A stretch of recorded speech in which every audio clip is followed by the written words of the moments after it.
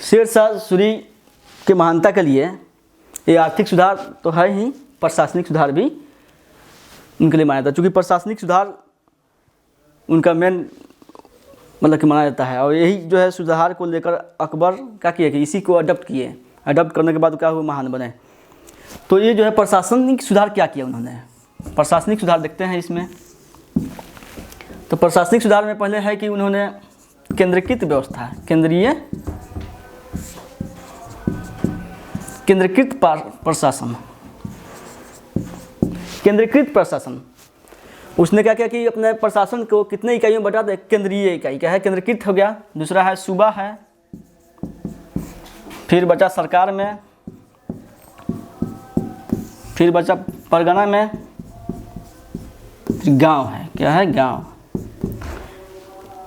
प्रशासन को चलाने के लिए उन्होंने क्या किया कि ये सभी इकाइयों में बांटा ताकि प्रशासन का सुचारू रूप से चल सके। तो उसने पहले सबसे क्या किया, केंद्रीय व्यवस्था थी, केंद्रीकृत व्यवस्था किया, फिर सूबा का निर्माण किया, सरकार की व्यवस्था, परगना का और गांव का। लेकिन इसमें देखा जाता है कि सूबा का जहाँ बात है, इसमें एक इतिहासकार है कानूनगो, क्या नाम है, कानूनगो। कानूनगो के अनुसार बताते हैं कि शेरशाह के शासनकाल में सूबा खत्म हो गया, उसके जगह पर क्या सरकार आया, परगना आया, गांव आया। केंद्रीय एक केंद्र था, फिर सरकार, परगना, गांव। लेकिन फिर भी कुछ देखा जाता है, जैसे कि पटना की स्थापना मानते हैं कि पटना का स्थापना किसने किया, पहले पाटलिपुत्र हुआ करता था, लेकिन बाद में उसका नामकरण जो है पटना किया, शेरशाह सूरी ने किया था। तो पटना का स्थापना का श्रेय किसको दिया जाता है, शेरशाह सूरी को दिया जाता है। पूछता है सवाल कि पटना का स्थापना किसने किया, तो शेरशाह सूरी ने किया। तो कानून को बताते हैं, इसके हिसाब से वो मतलब कि लगता है कि इसमें सूबा गौन था और क्या था, प्रशासन की इकाई, केंद्र था सरकार और परगना गांव, ये था।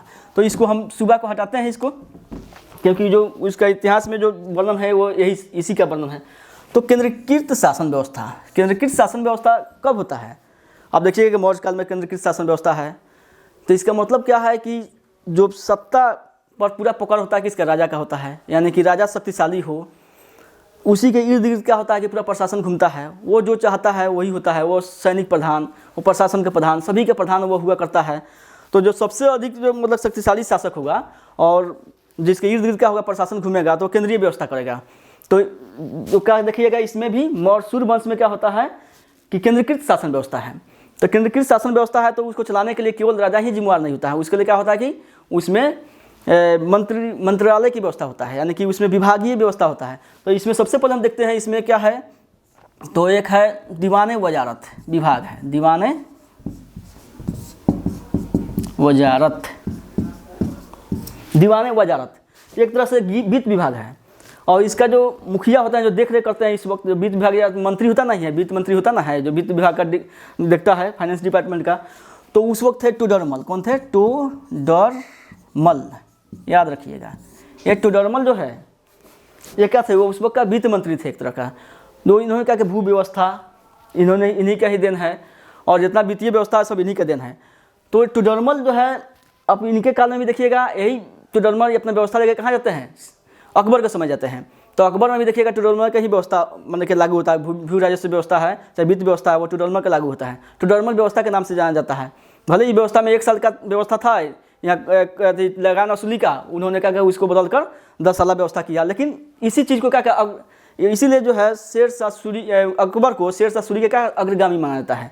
मानी इसी जो व्यवस्था को क्या किया उन्होंने अडॉप्ट करके आगे बढ़ा दिया। तो ये टोडरमल को याद रखिएगा। ये दीवाने वजारत जो है एक तरह का सेक्रेटेरिएट है, जो आज जो सेक्रेटेरिएट देखते हैं वही सेक्रेटेरिएट क्या है कि उस वक्त वो दीवाने वजारत है, ठीक है। फिर देखिएगा इसमें तो दीवाने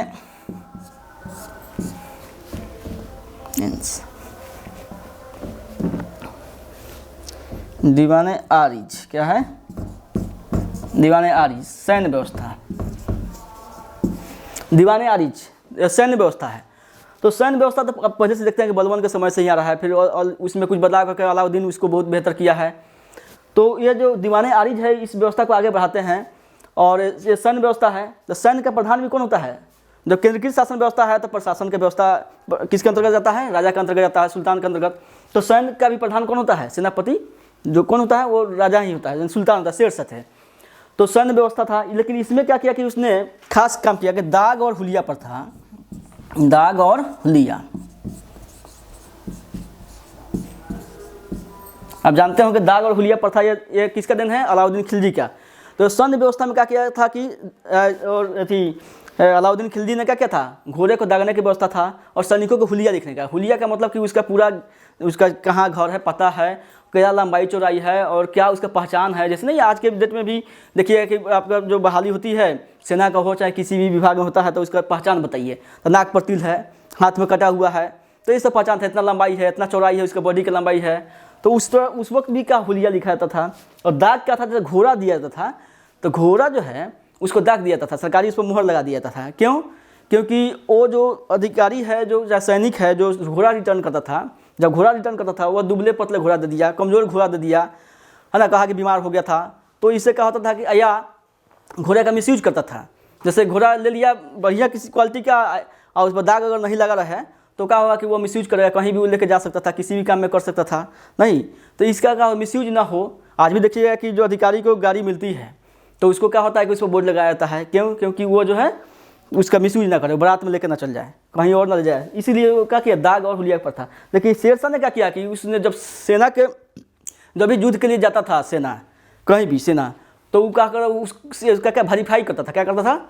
वो हुलिया सैनिकों का वेरीफाई करता था। क्या करता था? ये सबसे बड़ी बात है, वेरीफाई, ताकि दूसरे राजा का, दूसरे मतलब कि राज्य का जो मतलब कि सैनिक है इसमें शामिल नहीं हो जाए और यहाँ का जो मतलब कि गुप्त व्यवस्था है उसको ख़त्म ना कर दे, यानी यहाँ की सूचना दूसरी जगह ना दे दे। इसलिए क्या कि उसने वेरीफाई किया, उस किसका? सैनिक का वेरीफाई करता था कि नहीं कि ये मेरा सैनिक है या कहीं बाहर से तो नहीं आ गया है, इसलिए इसको ये किया। फिर देखिएगा दीवाने रसालत।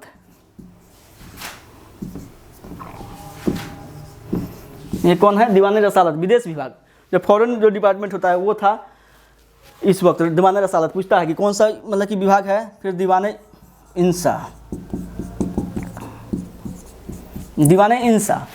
ये कौन सा विभाग था? तो ये पत्राचार विभाग था। जैसे कि यहाँ से सूचना वहाँ जाता है, पत्र जो होता है, मानी पब्लिक कम्युनिकेशन जो होता है, कम्युनिकेशन वाला ये विभाग ये था दीवाने इंसा। तो याद रखिए, दीवाने बाजारत, दीवाने आरिज, दीवाने रसालत और दीवाने इंसा। इसके अलावा उसमें और भी विभाग था।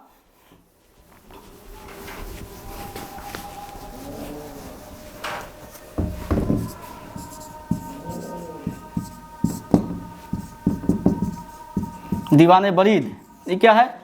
तो एक गुप्तचर व्यवस्था है, जो विजिलेंस होता है वो। तो उस वक्त भी क्या था? ये विजिलेंस की व्यवस्था था, यानी कि गुप्त सूचनाएं जो मतलब कि अगर कहीं मतलब कि कहीं से प्राप्त करना है तो क्या था? यह गुप्तचर की व्यवस्था था।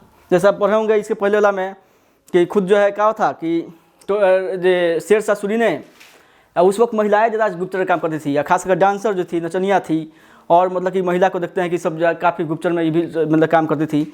तो आप देखे होंगे कि वो जो युद्ध हुआ था कलिंजर का युद्ध, तो कलिंजर के युद्ध में क्या था? शेरशाह सूरी ने वहाँ के जो राजा थे तीरथ सिंह, उससे क्या कहा? नचनिया दे दो। क्या बोले? नचनिया दे दो। इसका मतलब क्या था? उस नचनिया उसके भेद जानता था, इसके लिए युद्ध हो गया। तो गुप्तचर का व्यवस्था बहुत उस वक्त ज़बरदस्त था, जिससे क्या होता था? जानकारी मिलती थी उसके बारे में, कहीं मैंने क्या क्या। ठीक है, फिर आगे देखिएगा सरकार व्यवस्था। तो इसने सरकार आज के डेट में क्या है? जो जिला होता है वो सरकार थी उस वक्त।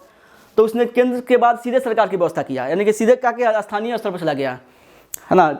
क्योंकि बहुत ज़्यादा देखा जाता था कि उनके जो मतलब कि क्षेत्र बहुत बड़ा था। आप जानते हैं कि वो लगभग मोहम्मद बिन तुगलक के बाद इनका ही बहुत बड़ा मतलब कि साम्राज्य था। तो इसने सरकार में क्या किया? विभाजन किया केंद्र का। तो सरकार और जब बड़ा सूबा होने के राज्य होने की वजह से क्या था कि रिवॉल्ट होता था, विद्रोह होता था जहाँ तहाँ। तो इसने सबसे पहले सरकार की व्यवस्था देखे होंगे कि कहाँ किया? बंगाल में किया। तो सरकार में क्या था? वहाँ पर अधिकारी नियुक्त होता था, जो क्या होता था? सैन्य प्रशासन और न्याय की व्यवस्था वहाँ पर भी करता था। तो सरकार की व्यवस्था देखेंगे यहाँ पर। सरकार क्या था? तो इसको देखिए, सरकार में दो तरह के अधिकारी हुआ करते थे। एक थे सिकदार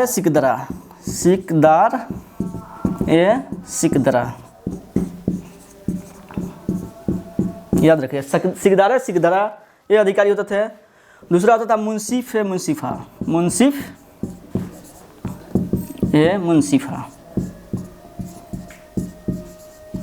तो सिकदारा जो अधिकारी होता था ये प्रशासन को देख रेख करता था कि राज्य में जिला में किस तरह का प्रशासन चलता है सरकार में, उसको देख रेख करता था। सैन्य व्यवस्था भी करता था जरूरत पड़ने पर।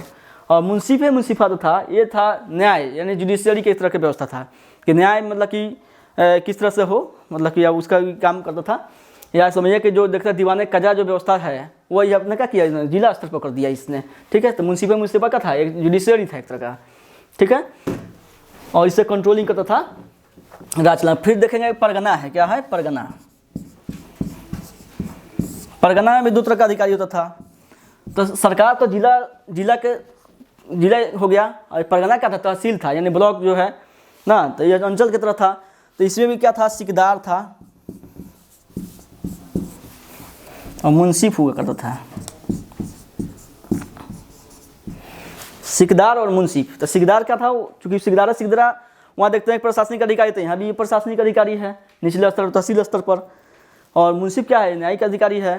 तो ये मतलब था। फिर ऐसे ही देखिए गांव, देखिएगा तो गांव में क्या था, तो गांव में क्या होगा, पटवारी होगा। इसका कौन होगा, पटवारी। गांव में गांव का अधिकारी होता था पटवारी या आमिल कहिए, क्या था आमिल। जो वर्तमान में देखते ना ये मुखिया होता है, प्रधान होता है, ये सब क्या होता है, यही ना पटवारी होता है। तो ये सब व्यवस्था था इसमें जो है। तो ये जो है सरकार, इनका जो है शासन व्यवस्था काफ़ी सफल रहा, क्योंकि इन्होंने क्या किया था, शासन का एक तरह का विकेंद्रीकरण और स्थानीय स्तर पर किया था, इसलिए इनका बहुत काफ़ी सफल रहा। अगला देखेंगे इसका जो है कल्याणकारी कार्य है। तो आपको बताया गया था पहले भी, आप जानते होंगे कल्याणकारी कार्य के लिए ये भी मशहूर है बहुत ज़्यादा, या 5 साल में बहुत ज़्यादा काम किए, कल्याण के काम किए, इसलिए इनको अशोक कहा है, अशोक से तुलना किया जाता है। क्योंकि अशोक ने भी क्या किया था, बहुत से काम कल्याणकारी काम किया था। तो इसने क्या क्या कल्याणकारी किया था, सड़क बनवाया। आपको बता दिएगा सड़क जो है 3-4 सड़क बनाया, इसके अलावा और भी सड़क है जो मशहूर 4 सड़क बनाए थे। सड़क के किनारे क्या किया, वृक्ष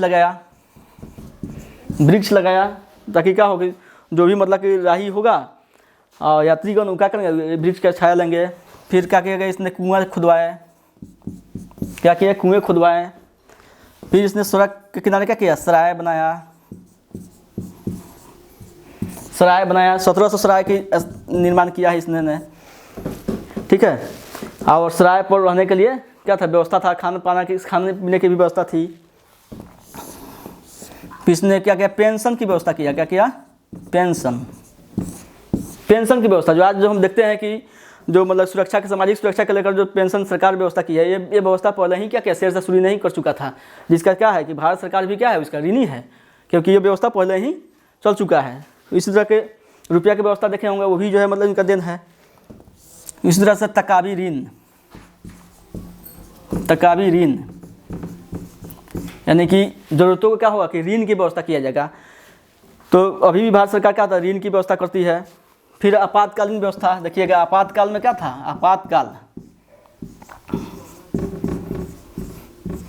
आपातकालीन व्यवस्था। जैसे आपातकाल में जो यहाँ पर क्या होता है कि अनाज बांटा जाता है कोई विपरीत परिस्थिति में, है ना, उसी तरह उस वक्त भी क्या था, 1.5 शेर हर महीने में 1.5 शेर लिया जाता था।